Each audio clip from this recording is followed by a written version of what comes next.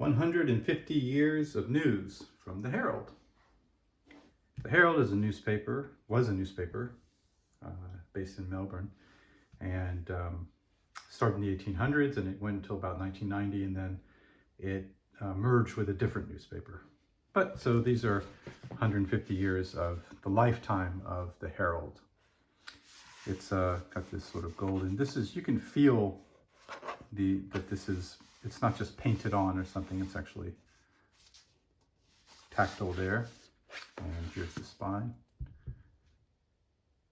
And it's bound in a fabric of some kind of a tough, hard fabric. And it looks to me as if it's sewn in there. So that's nice, the sewn binding. And it's such that you can lay it flat if you want to, or lie it flat if you want to, and the spine won't break.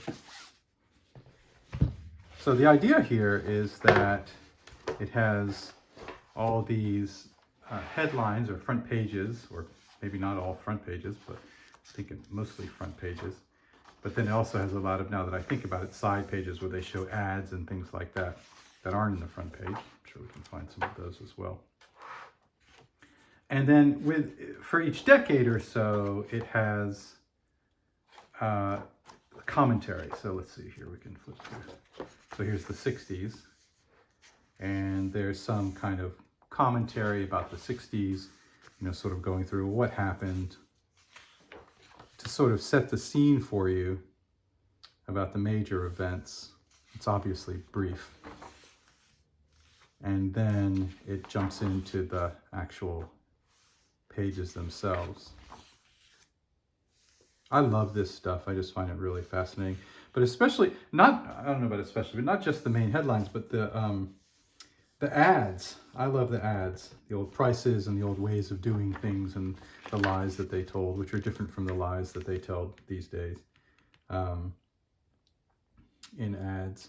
And I find that really, really interesting and fun to look at. But yeah, so it goes all the way back. Look, you can see the print here is so tiny that you really, you got to have a deep look at it to really see it. A magnifying glass would help. I don't have a magnifying glass. I've got something on my phone that magnifies it, and that's been good enough for me so far, just to have a quick look. I'm not reading deeply. But all the pictures, all up until the 1990s, when for me it gets a little less interesting.